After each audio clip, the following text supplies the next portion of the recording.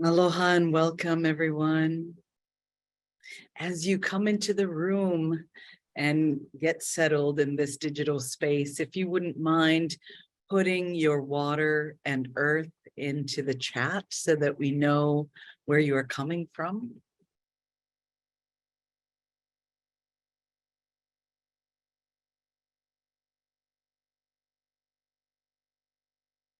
And while you are doing that, I would like to introduce myself briefly. My name is Maya Soetoro, and I am here representing the Matsunaga Institute for Peace and Conflict Resolution. Aloha, aloha mai kako, shalom, welcome. We offer up a land acknowledgement, acknowledging Hawaii as an indigenous space whose original people, Kānaka Maoli, have offered us great mana'o methods for caring for ʻāina, shaping knowledge systems in ways that are sustainable and that allow us to enjoy her gifts today. And for this, we are grateful. I am coming to you from the Ahupua'a of Waikiki on the Mokupuni of Oahu and in the Pai'aina of Hawaii. And we have people here from Hiroshima, Boston, Baltimore, Maryland, Aiea, Essex, UK, Honolulu, Denton, Texas, Holliston, Massachusetts, Hilo, Hawaii, and upstate New York, Kaimuki, Manoa, and elsewhere. Welcome, everyone. Welcome, welcome, welcome. So I'm very excited to have this privileged opportunity to engage these incredible Wāhine in conversation. But first, I'd like to introduce Rebecca Maria Goldschmidt from AHAverim. And Rebecca is, let me just, she's an artist, she's a cultural worker engaging in place-based art and research. Her recent work reflects studies of cultural and land-based practices of her Jewish and Filipino ancestors. She often works in collaboration with local organizations or groups to facilitate the exchange of knowledge intergenerationally and interculturally. She received her MFA from the University of Hawaiʻi at Manoa in Honolulu in 2020 and is pursuing her doctoral studies, Rebecca, in sculpture as a Mex-T scholar at Hiroshima City University in Japan. Fantastic. Welcome, Rebecca. Mahalo Maya. Aloha mai kako. Hi, everyone. Good morning from Hiroshima. It's 9 a.m. here in Japan. So good morning, good afternoon, and good evening for all the folks on the East Coast. Just going to give a brief intro here. Welcome to the second in a series of 3 webinars dedicated to exploring the intersectionality of Native Hawaiian and Jewish histories, topics, and sense of place. This webinar is co-sponsored by AHAverim, Queer Mikvah Project, and the Matsunaga Institute for Peace and Conflict Resolution. Just want to give a shout out to Jose and Maya for supporting this project as part of Matsunaga. AHAverim is a research project funded by the Jews of Color Initiative, and on our team are Adam Keave Manolo Camp, sorry Adam, Imani Altamis Williams, and myself, Rebecca Maria Goldschmidt. And representing Matsunaga with us today is our moderator for the series, Dr. Maya Soetoro. And joining us today are our esteemed guests, Māhealani Ahia, Allison, Shiozaki, and Kohenet, Dr. Harriette Wimms from the JOC Mishpacha in Baltimore. Just want to mahalo everyone for being here, for all of our viewers who aren't here, who are watching on the recording. And we're also going to drop 2 links in the chat. One is for the 215, the February 15th webinar that we had last week. That was about the king and the Torah, expanding on King Kalaka's intercultural relationships. That's on the Matsunaga YouTube, so we'll drop the link for that. Thanks, Imani. And then we have another upcoming webinar coming next week that's entitled The Melting Pot Myth-Making, Native Hawaiian Responses to Americanization and Jewish Interactions with Native Americans. And you can RSVP to that event for next week. And I'm going to hand it back over to Maya. Thank you all so much for being here. Mahalo. Mahalo, Rebecca and Imani and Adam from AHAverim, and of course, you mentioned Jose, who does a lot to organize this. So I'd like to just, you have seen the bios, but I just want to read them very quickly before we jump in. Māhealani is a Los Angeles-born Kanaka ʻŌiwi artist, scholar, activist, songcatcher, and storykeeper with lineal ties to Maui, with a background in theater, arts, writing, and performance from UC Berkeley and UC Irvine. Mahea is committed to creating artistic and academic projects that empower Indigenous feminist decolonial research. She's a PhD candidate in English, Hawaiian literature, as well as a graduate certificate student in women, gender, and sexuality studies at the University of Hawaiʻi at Manoa. Her dissertation, Shapeshifting Hawaiian Biography, the Life and Afterlives of Kiha Wāhine, inundates biography's genre boundaries as it theorizes feminist power, mana wahine, and leadership within the Mo'o reptilian water deity clan.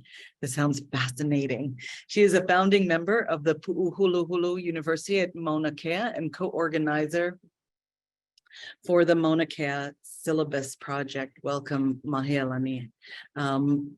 Allison, oh, I'm sorry, I should have said Ahia, is Māhealani's last name. Allison Nemenyi Shiozaki is a farmer, cultivator, and educator living as a guest in Kanaka ʻŌiwi lands in Hilo, Hawaii, striving to connect decolonial practice with sustainable production while creating kinship and community. Shiozaki has created and been involved in many different projects, one being Hooves, Hands, and Hearts, a goat-infused wilderness and farming education camp for toddlers and elementary schoolers. I wish my kids had had that when they were growing up. They also took part in the formation of Decolonize Mycology to create space for the BIPOC and T2S BIPOC community to explore relationships with the fungal kingdom. In 2019, Shiozaki joined the La Hui to stand in solidarity to protect Mauna Kea with the Mauna Medic Healers Hui. More recently, in 2022, Shiozaki founded Kinishitai Keshet, a company that specializes in flower essences and medicines. Shiozaki is dedicated to honoring their own ancestors, as well as those on whose lands they reside. In their free time, Shiozaki enjoys roller skating, swimming in the ocean, spending time in the mountains, and exploring artistic expression. They are currently learning Reiki and palm-based energy work to approach from a decolonized, historically rooted perspective and as an ancestral skill. Finally, they enjoy being an active member within the Japanese community. Welcome. And then we have Kohenet, Dr. Harriette E. Wimms, a Maryland licensed clinical psychologist who specializes in providing compassion-infused mental health care to children, adolescents, adults, and families across the age span. Kohenet Harriette is a prayer leader in both the Kohenet community and at Hinenu, the Baltimore Justice Steibel. I'm so sorry. She is the driving force behind the Hinenu Jews of Color and the Baltimore Jews of Color community, Havra. Dr. Wimms is also the inaugural Jews of Engagement Fellow at the Associated Baltimore Jewish Federation, the first type of position within any Jewish Federation system, the first type of this kind. A current Schusterman Fellow, Dr. Wimms is a Sela cohort 17 fellow, a contract trainer for Keshet, and the founder and executive director of the Jews of Color Mishpacha Project, as well as the organization's signature Jews of Color Shabbatonim. She is a proud Black disabled Jew by choice and is most proud of being mother to her gender expansive, neurodiverse 18-year-old.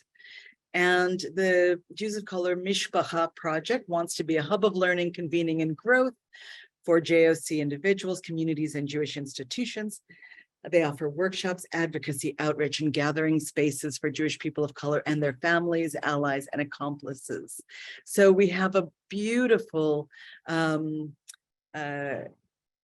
group here of minds and spirits and embodied presence and knowledge. And I'm looking forward to a robust discussion. For those of you who are in the room and not watching this after the fact, by all means, please enter your questions into the chat so that we can get to them at the end of towards the end of our conversation.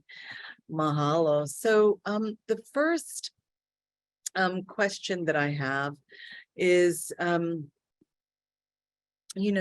you kind of help us to understand, the component of gender, why it's important to focus at present on gender justice as pertains to understanding our identities and our community?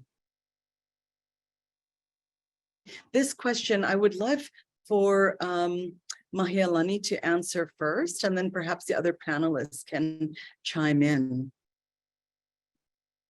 Mahalo for this wonderful way to start us off. So gender is a core relational practice that we need to look at whenever we're looking at Hawaiian culture. And the term that we're using here is mana wahine, and mana is the power. It can be a spiritual power, it can be an applied power, the ability or capacity to do something. And wahine is a word for women, for females. And as Kānaka ʻiwi, as the people of the bones, we derive a lot of our understandings from our mo'olelo, our stories and our chants.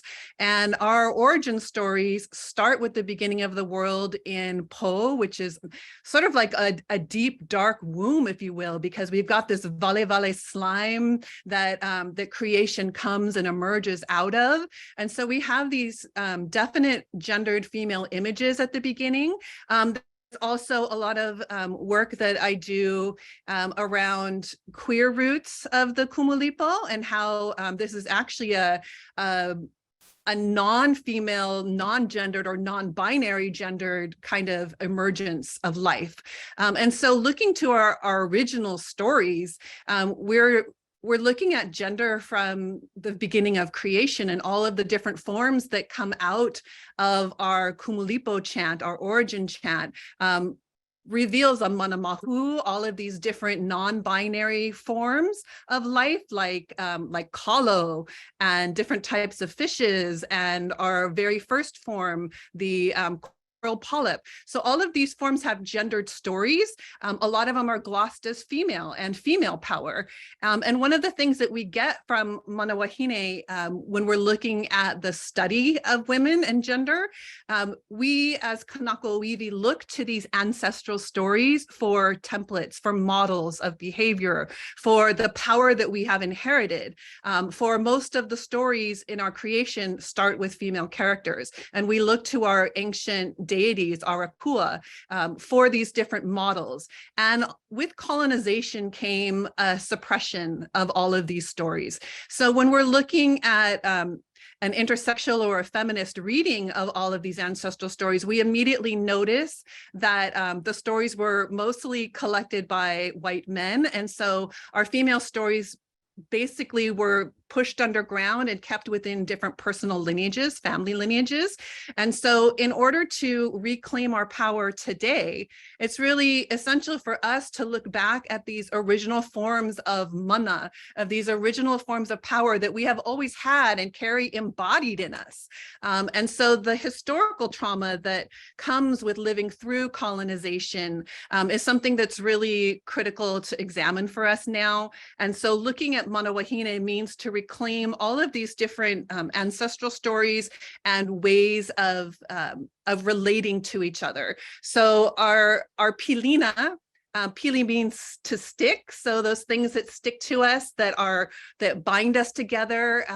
Our pilina is our foundation of everything. And so when we're looking at mana wahine and gendered violence or gendered relations, we notice that the family is central, and that is not just a monogamous heteropatriarchal unit. Our family is extended, and the extension of family includes the ʻaina itself, the land, which is Papa Hanau Moku, Papa who gave birth to the islands, or Haumea, our great goddess mother.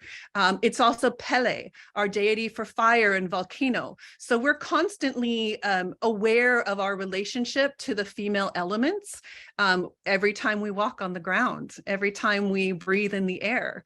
And so these relations are deeply important to us, and to reclaim our mana is to restore the dignity of the land and of our human bodies. Mahalo. Mahalo to you for that beautiful and poetic introduction and sharing. Dr. Wimms, would you like to go next? Absolutely, I really do love this question. And what strikes me first is that the attorney Kimberly Crenshaw coined the term intersectionality back in 1989.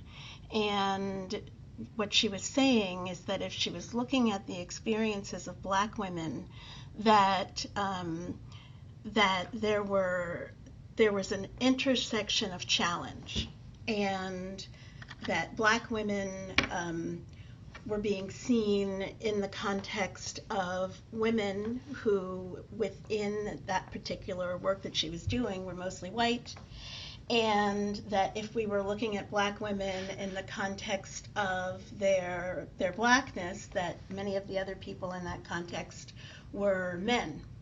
And so the initial term intersectionality was really one that was not of power, but exploring the ways that power and privilege diminish our existence.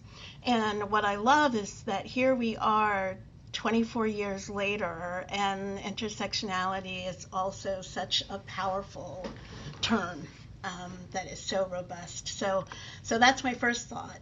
And then I also think that, you know, our beliefs and our worldviews, they're all shaped within, you know, the majority culture, but also the systems in which we are embedded. And so for myself as a Black woman in the United States, whose ancestors were slaves, and as a Black Jewish woman, and as a Black Jewish woman who is a leader and a professor and a business owner, gender informs everything I do, for the better and for worse. There's an old adage that I learned a long time ago, and in fact my mother told it to me because she thought she was taking care of me. And she used to say to me, you've got to understand that you're going to have to work twice as hard to be seen as half as good. And we know that those perceptions of not being good enough, of having to overwork, actually diminish our life force, our capacities. And so finding ways to actually unlearn those ways of being is so very important. And at the same time, I also gather great strength from being a woman, and what I experience, I'm also able to share with my clients, with my students, within the Jewish world. And I think lastly, as a Kohenet, as a Hebrew priestess, one of the gifts that I have received as being part of that movement is an exploration of the feminine divine and an exploration of a feminist and nature-based approach to divinity and to collective Judaism, which has been incredibly healing and a true gift. Mahalo. And thank you for your leadership. Allison, Shiozaki, would you share with us, please? Yes, and thank you to Dr. Harriette and Māhealani for everything you've contributed and I can sit with as well. For myself personally, I think I've largely made a choice to really immerse myself, my deepest work, closest with the land, the ʻāina, the people of the land, the elders, the children, the plants, the animal, and the water. And these ways of being, how to live in deep listening and honoring of myself, what it means for me to be in this place. It feels like the lessons in that are much more expansive when it comes to gender and constructed gender binaries, and to that which I don't feel a deep resonance with. And I'm not someone who finds a lot to the labels for myself, but I would say of any genderlessness as one that I gravitate towards the most. And coming into like the conflict often in the larger world of like the socialized expectations around gender, around those created in the efforts of domination, hierarchy, patriarchy, speciesism, ableism, settler colonialism, capitalism, transmisia, which by the way is a new word that I picked up recently from a collective that I work with, which really which is called Peace Out Loud, and it's really to shift from the root of fears to that which is rooted it's really about hatred. I thought that was a good word that I'm going to keep along with me. But I feel that I want to acknowledge that it's a deep privilege for me to be on this land and being able to work, be doing this work while many Kanaka live in diaspora due to the cost of living and other forms of settler colonialism. But I've also just faced such deep conflict when it comes to issues around gender and expectations, as I think many others have. That's kind of created this retreat to these places where I feel more value and resonance with an alignment. That and being in community with other collectives that feel like they have a very conscious and perhaps decolonial approach towards gender, like my work with Peace Out Loud, for example.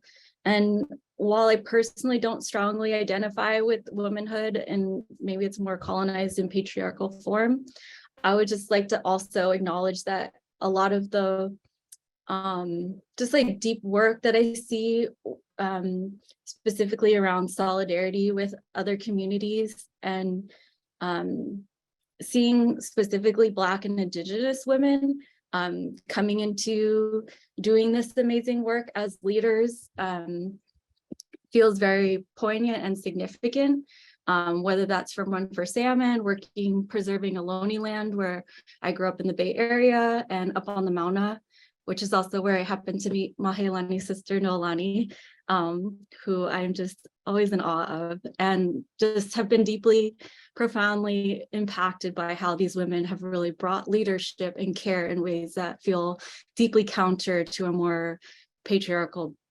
gendered form of leading. Mahalo, Allison. I really appreciate your work to complicate matters and to help No, I'm serious. Really. I think that that's important work, and I think that you are enabling a deeper reflective practice that is helpful for us all.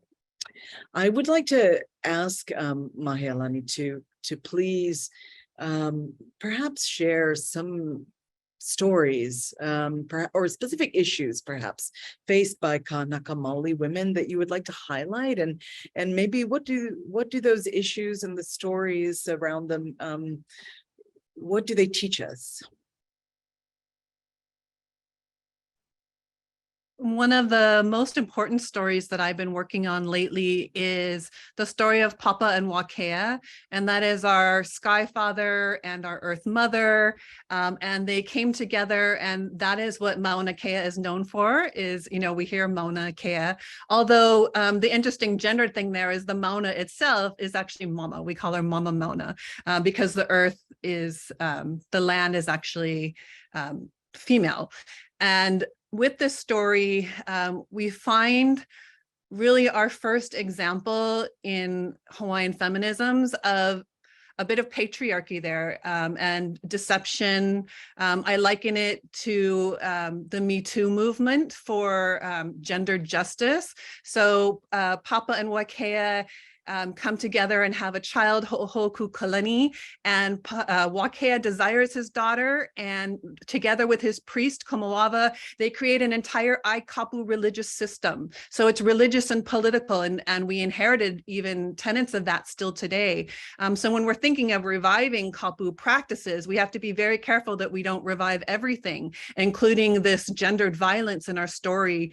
And as we were just, as Shiozaki was mentioning, those hard conversations are really tough in our community because it's easy to look at the colonial white powers and say, you know, the problem is over there.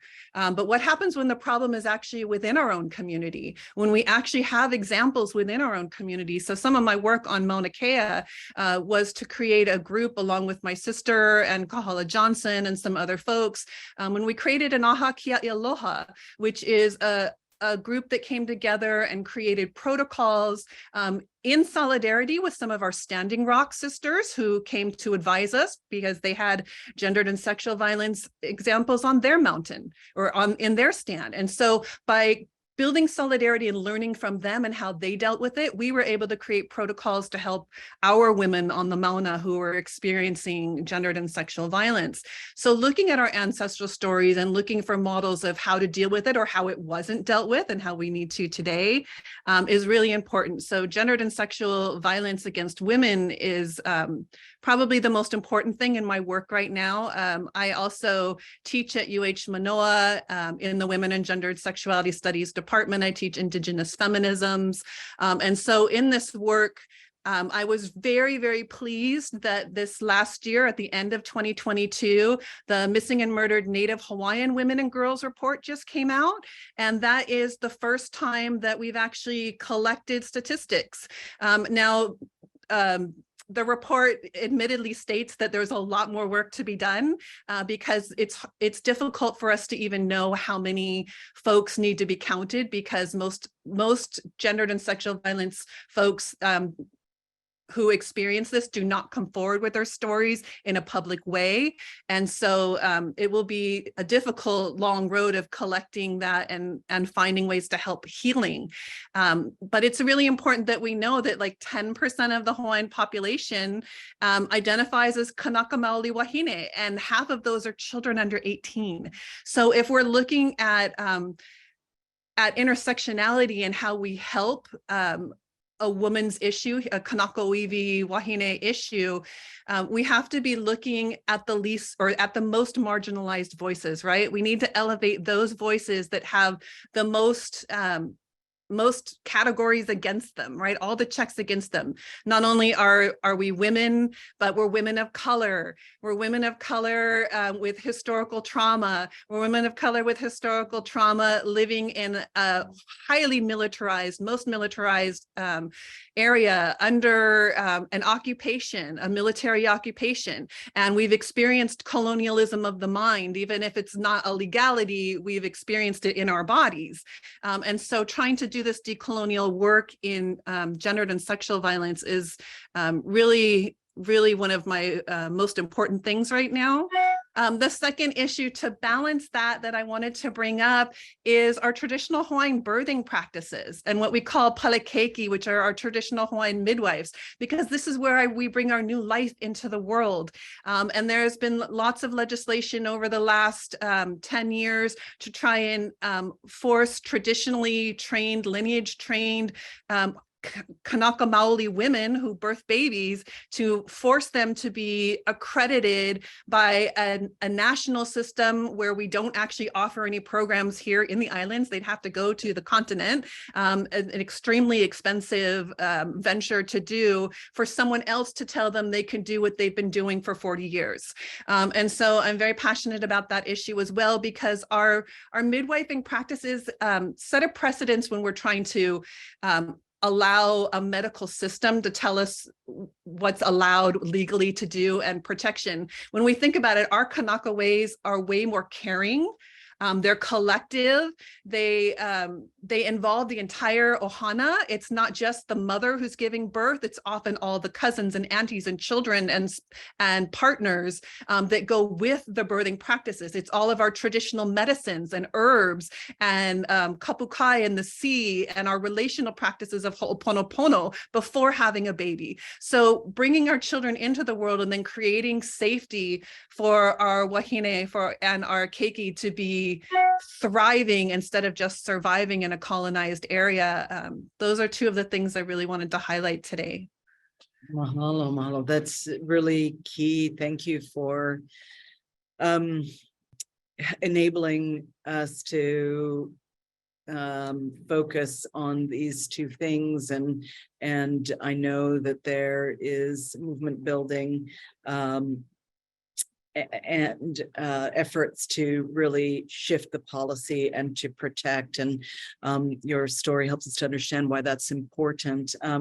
Shiozaki put in the chat, I've seen a few different entities here in Hawaii working on these issues, but if you have any specific groups who you would like to uplift or whose work should be uplifted, would you mind sharing that, please, in the chat? And in the meantime, I'd like to ask Dr. Wimms to, and then Shiozaki to speak about perhaps issues faced by Jewish women and people of color that you would like to highlight, and perhaps any stories that come to mind that are illustrative for us. Mm-hmm. Thank you so much. I had a very intellectual answer to this question, and I'm being called to share something a little bit different. So my initial thought is, what are the ways that traditional power and privilege have disempowered people of color, Jewish women? And I was thinking about kind of the dis-ease that happens when we are pulled away from our internal ways of knowing and have to kind of find or be perceived as good enough by these oppressive systems. And so I was thinking about wellness, both internal and external wellness, collective wellness, what that means, its connection to collective liberation, and I was also just thinking about access to resources. And instead of going on that intellectual rant, I think I want to share two things. The first of which is that I'm so lucky to have a PhD, And that PhD cost me $250,000 in student loan debt that I really don't want to pay back. I think it should be forgiven as reparations, and that's probably not going to happen. But maybe one day. And I also want to tell this story that that I've always been told I was sick. Sick because of my weight, because of my history, because of my genes. And over the last 15 years, every time I went to see a doctor, more and more, I was given this pill and that pill, and take more of this one and take more of that one. And January came around, and it turned out that I was in kidney failure. And I was in kidney failure because 2 of the medications that I was taking actually there's a known interaction that shuts down kidneys. And it just made me wonder, what is it about me that my primarily white medical practitioners failed to pay attention to? And the blood work that I got was just part of a pre-op. It wouldn't have been found otherwise. And I am therefore lucky to be here today. And I'm really lucky. How many other people, because of these systems of dis-ease, these systems of greed, these systems of power, these systems that don't allow access to resource, are killing our siblings. And so I decided I needed to share that story, because I hope it is the beginning of change.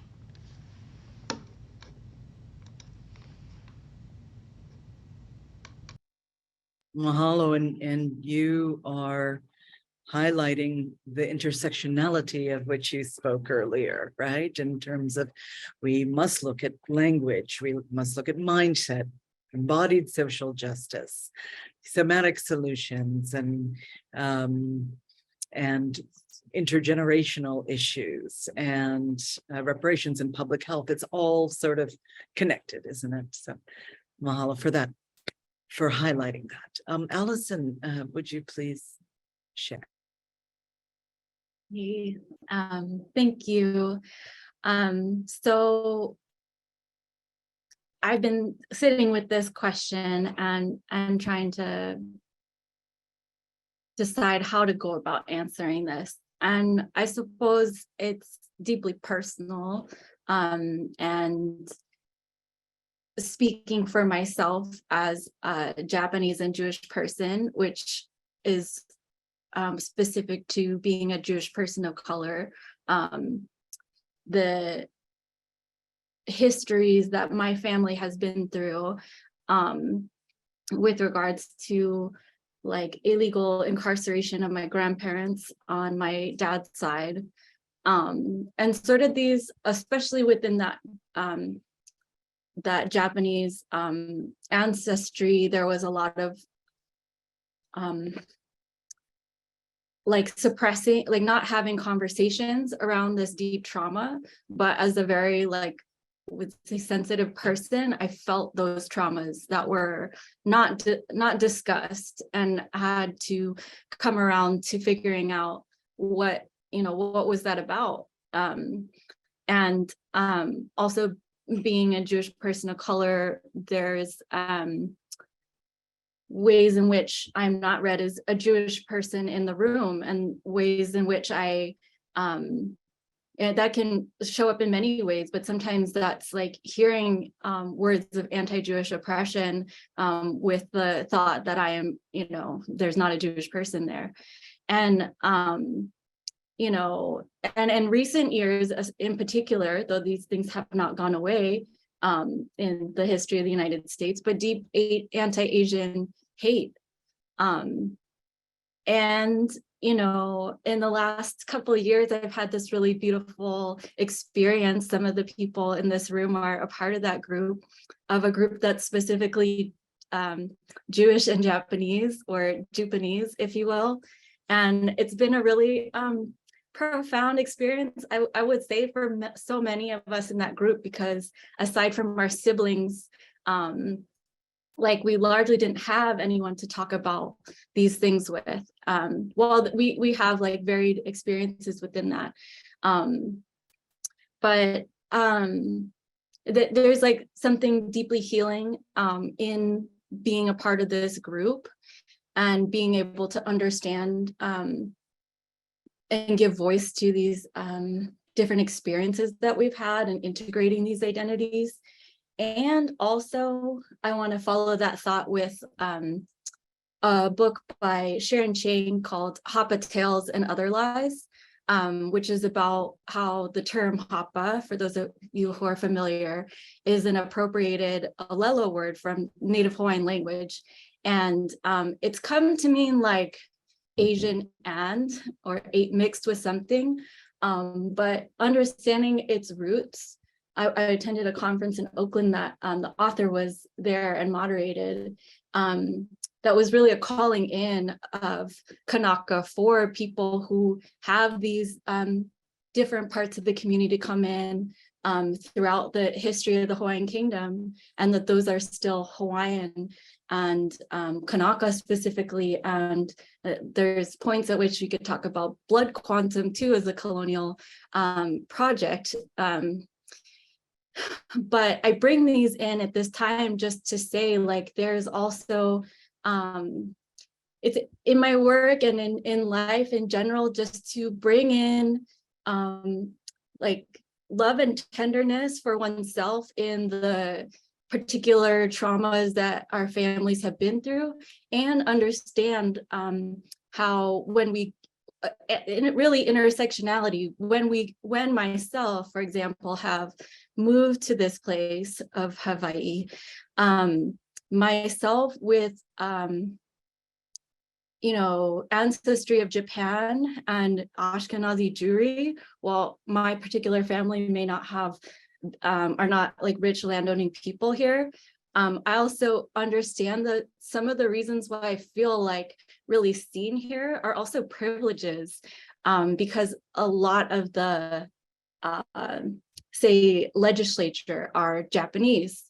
And I just want to bring that in as something to work with, to understand and highlight how, you know, privilege can shift, and to make an effort to understand or make an effort to really engage with the community that you're in. And if I may just say one other thing, last spring I did a course in Undoing Zionism that was a group closed to just Jewish people of all backgrounds. It was actually from around the world. And we were exploring our very complex relationships to this region called Israel and Palestine. And it was a group that really, in this group, I really started to hear voices that often fell out of the discussion, primarily Arab Jews and African Jews. And, you know, having grandparents who were legally incarcerated during World War II, it really became a point of connection and required looking deeply into the Jewish values that I was raised with, to see how those fellow Jewish people of color were being affected by this project.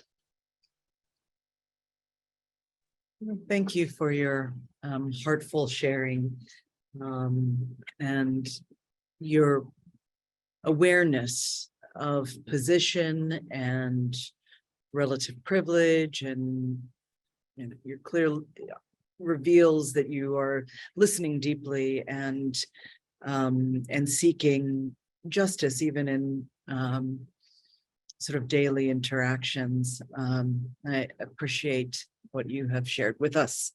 I'd like to ask 3 questions now before we get to the audience questions.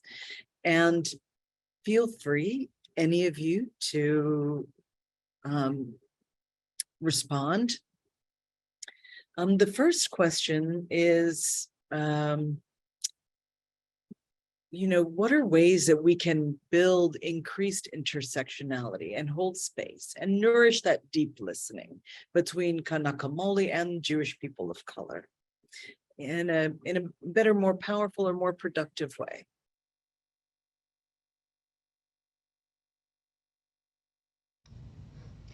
I think of Fannie Lou Hamer's statement that no one is free until we all are free. And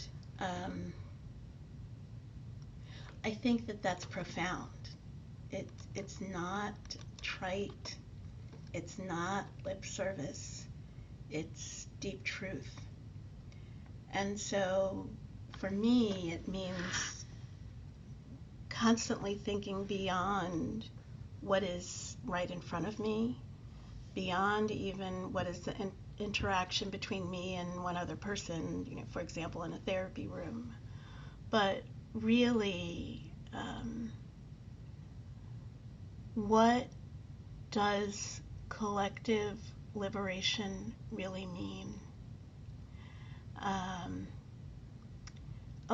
We often hear in earth-based spiritual practices, and it harm none, do as ye will, which means if you can do something that you are assured will harm no one, go ahead and do it. And I invite you all to consider which practices we engage in every day that really cause no harm. How incredible it would be to really think of collective liberation, and not just for humans, but for our more than human kin. And if that could inform every breath we take, every action that we make, every person that we love, every moment. And I do truly believe that we can get to that place where we are all collectively free. Well, yes, please.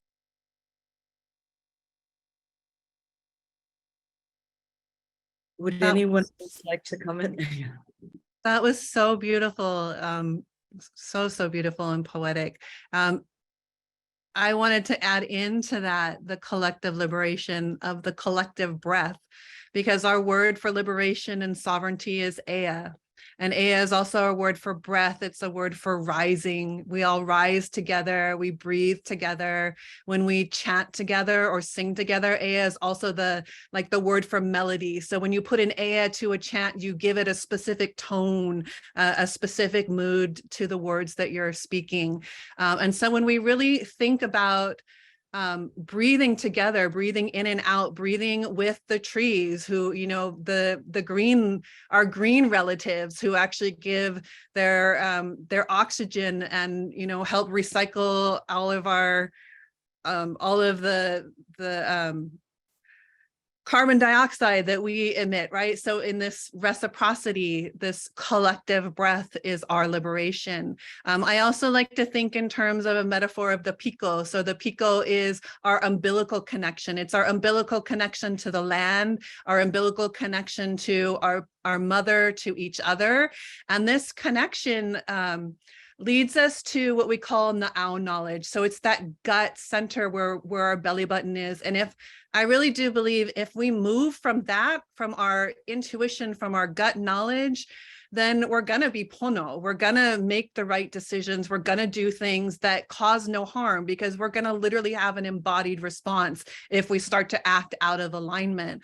And so moving from our piko and thinking of this piko when we're doing collective care work of those who are most marginalized or those most harmed at the center, at the piko of whatever we're doing. If we can create nurturing collective space to hold that, if we can hold our most marginalized in the piko, then I think that we'll be okay. That's how we make sure that everyone is cared for. Mahalo. So I have also, and I just want to invite perhaps Allison to respond first to this next question, which is, and feel free to address the question of building intersectionality, but what are some ways that people who are not Kānaka Maoli or Jewish descent, who are not from these communities, how can we engage in allyship with Kānaka Maoli women and Jewish people of color most effectively, do you think? Yeah, Allison, would you begin? Sure.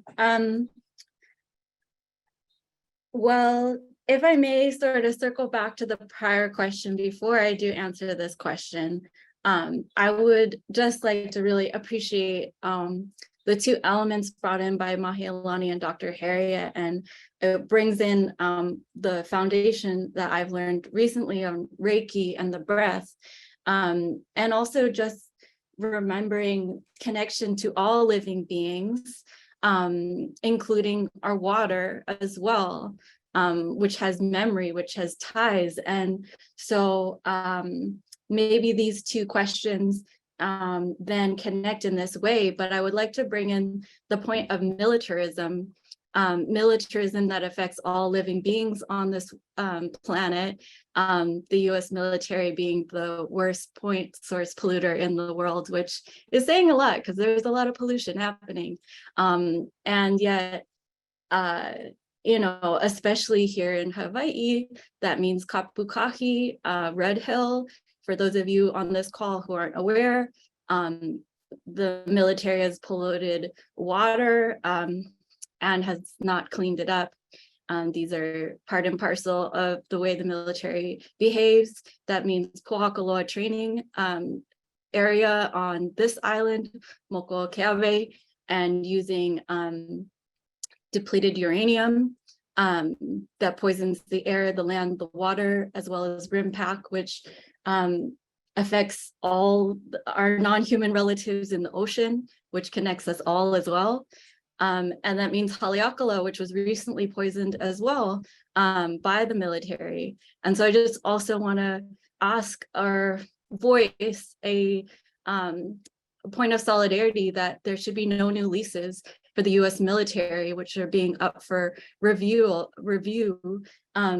after all these acts of violence have been committed and there's no accountability, like literally no accountability. And these are the people who have been put in charge of security. And we can point to other ways in which, US government entities put in charge of our security have let us down, have shown to be also incredibly violent and harmful. And it's one reason why I'm wearing this shirt today by a local artist here. Let me just show you the back if I can. I don't know if you can see it very well. But the uprisings of 2020, I was a part of a local formation of a Black Lives Matter chapter here on Hawaii Island, and wore this with great pride by a local Kanaka artist. And I think that unfortunately is like sort of a universal issue for us all, because all living beings deserve fresh air, fresh water, and so many issues come into that with human rights, indigenous rights. And I think, that means all of us can participate in that. And there's issues that are specific to here in Hawaii, but they also ripple out to probably anywhere that anyone on this call is. And so learning those local issues, particularly like indigenous issues, Black issues, trans issues, but the work that I've done with the indigenous communities in particular have shown me how common this is. And so I invite people into just begin by building relationships and finding out who the indigenous communities are, whose lands you reside on, and doing work just based on relationships first. And from there, we can build those strong ties.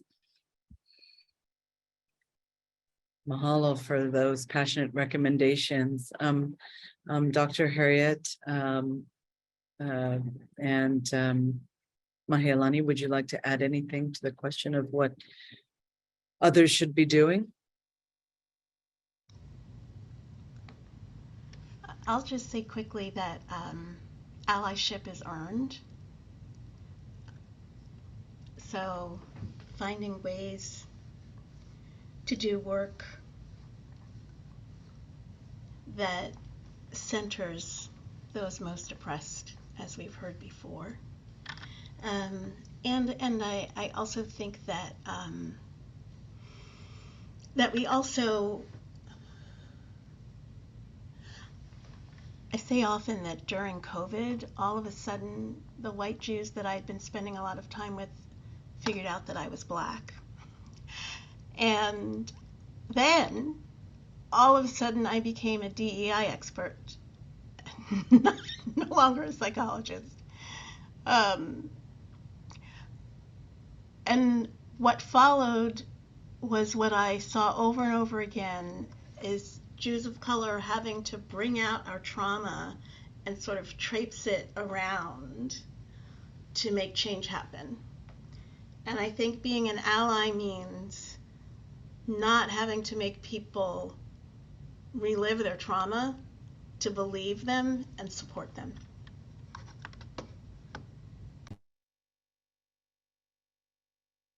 Mahalo. Māhealani. For that. Yes, just to add to all those wonderful things already said, like deeply listening, knowing our position in relation to the issue.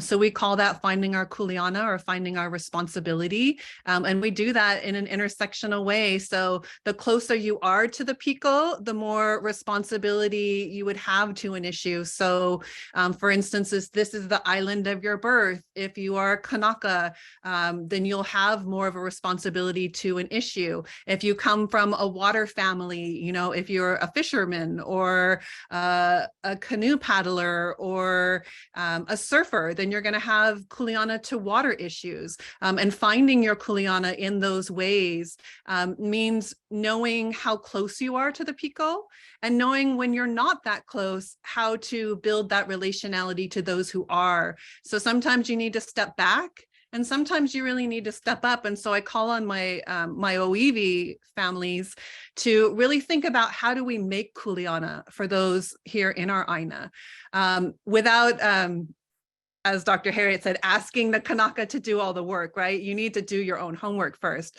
But also, how can we be responsible to extend that offer to invite folks in a good way, in a pono way, and creating forms of kuleana for them to step into.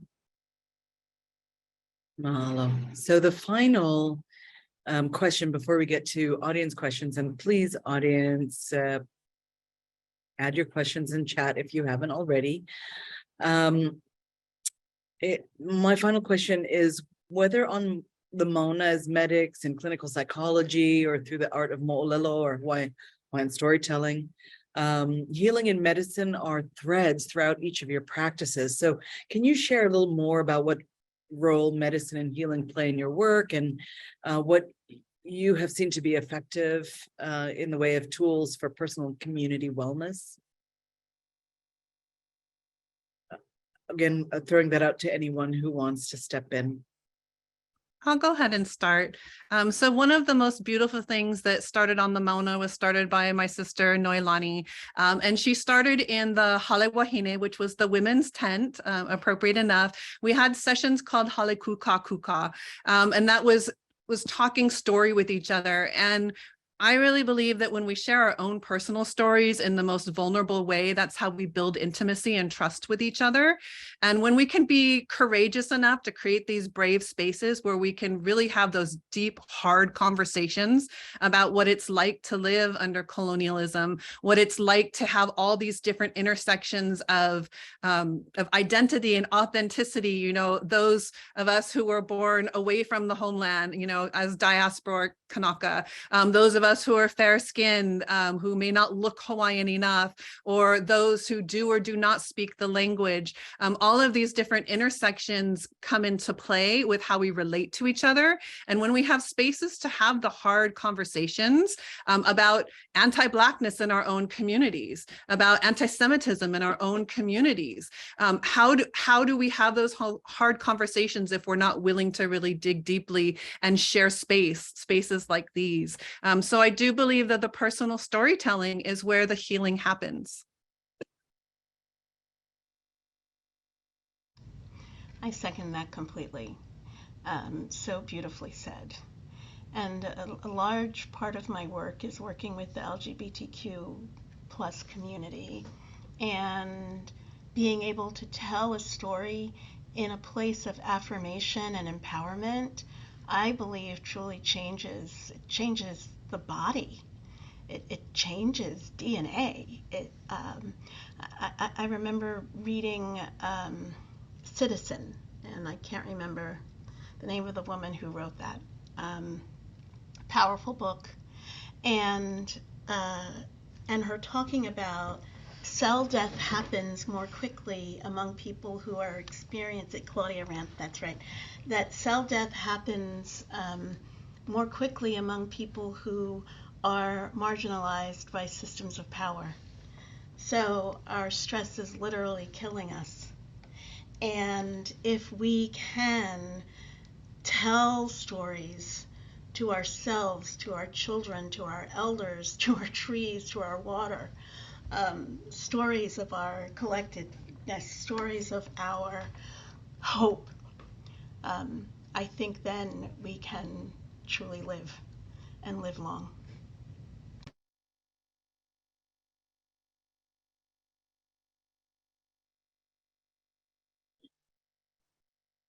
Aloha, mahalo for that. So it is 3 o'clock, and we have a couple of audience questions. Wanting to share that I'm not sure that I read Māhealani's comment that Maui is really leading the way in pale keiki, traditional midwives, and that her dear friend Ki'i Kaho'ohanohano has been a leader, and that, yes, Representative Natalia Hasi-Burdick has introduced House Bill 955 to continue as an exemption. I wanted to share that Natalia has actually written to me to say that the bill seems to be a little stuck in Finance Committee. And the Finance Committee chair is from Maui, where the County Council has just unanimously passed a resolution urging the legislature to pass HB 955 in light of the dire situation in the rural areas of Lanai, Molokai, and Hana, where they don't have other options. So if anyone here knows, has the ability to reach out to Finance Chair Yamashita and to nudge him to schedule a hearing before the deadline. Big Island, Hawaii Island has just passed a similar resolution. Spoke about this, but rural areas where where many births happen in cars on the way to the hospital because they're so far away and there aren't enough licensed midwives to meet the needs. So just wanting to add those comments coming to me via chat. Okay, so there is a question here, and it's at by the way, the artist for Allison shirt is it's at kahea.mana.hina on Instagram. Okay, so David says, in terms of looking at suggests that we here are idealistic and perhaps not sufficiently realistic.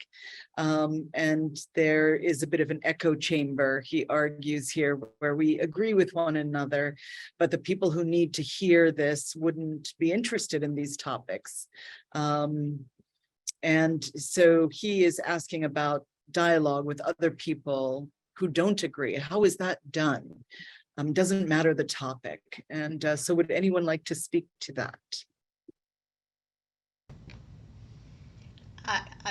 I'll start, and I'll try to be short and sweet. I think it first starts with empathy and having a clear message.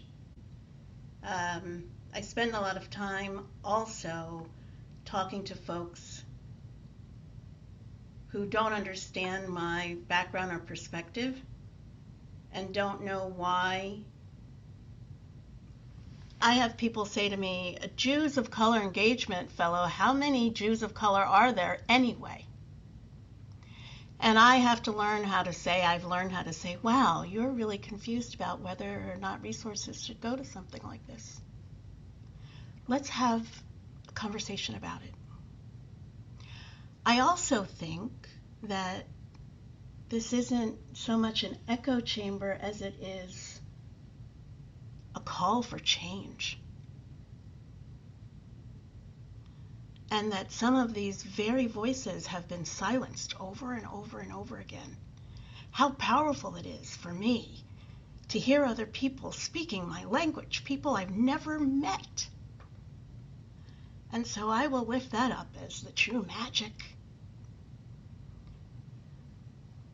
And I'm ready to talk to anybody who is in opposition.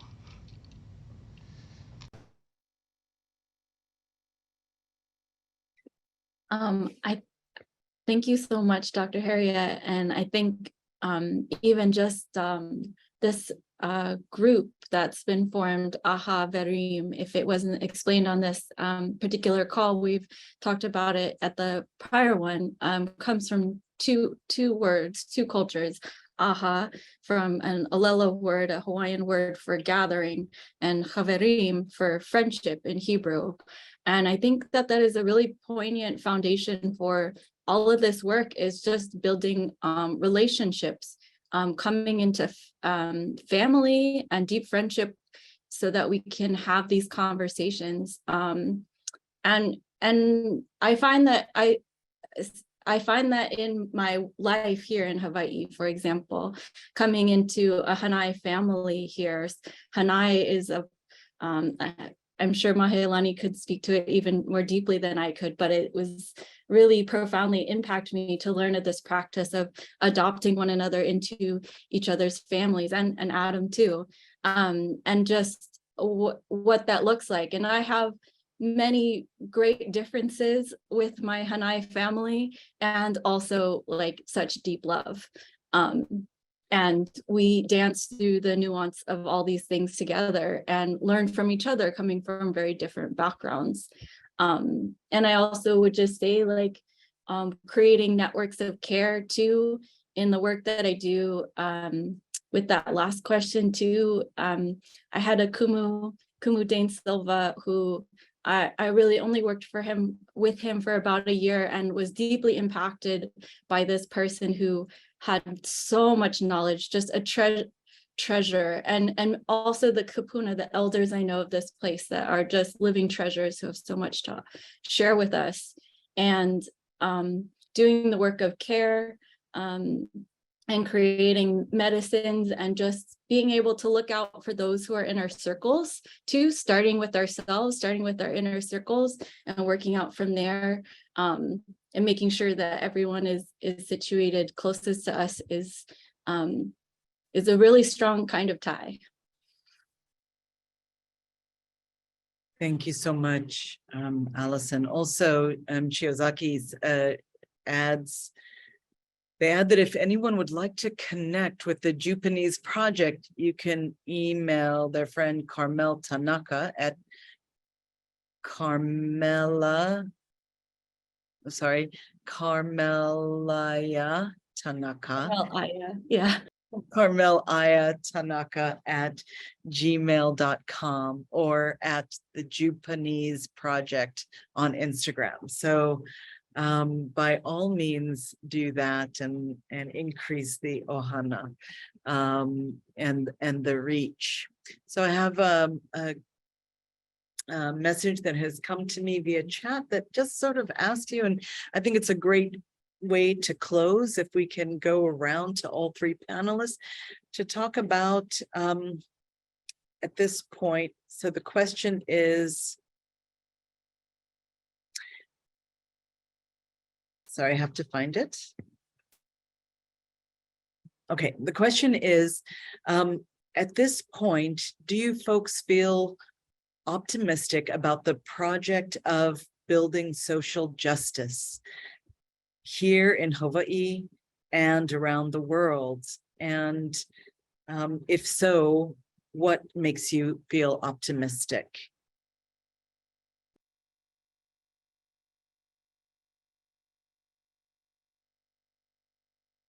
I definitely feel optimistic.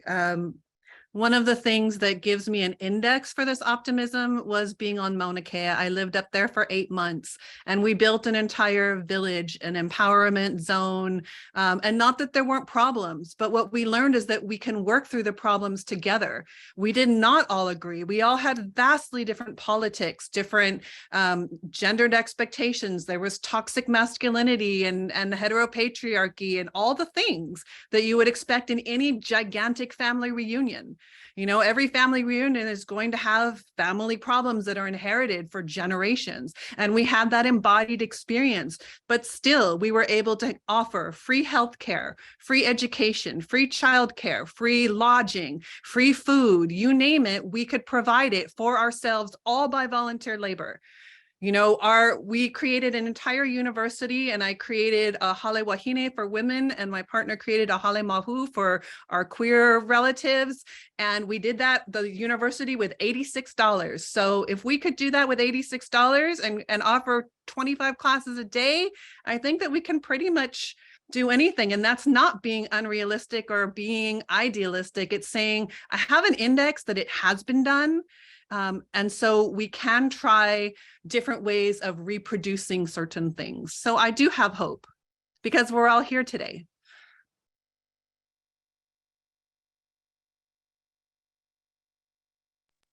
I'll just chime in and say yes to both of what the last two speakers just said. And like, I still have my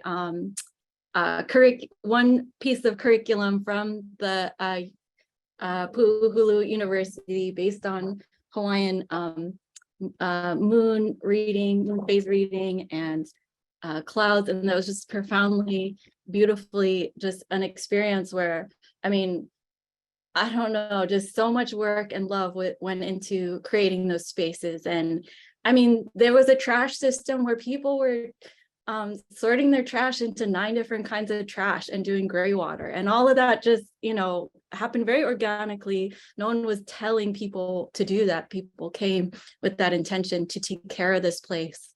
And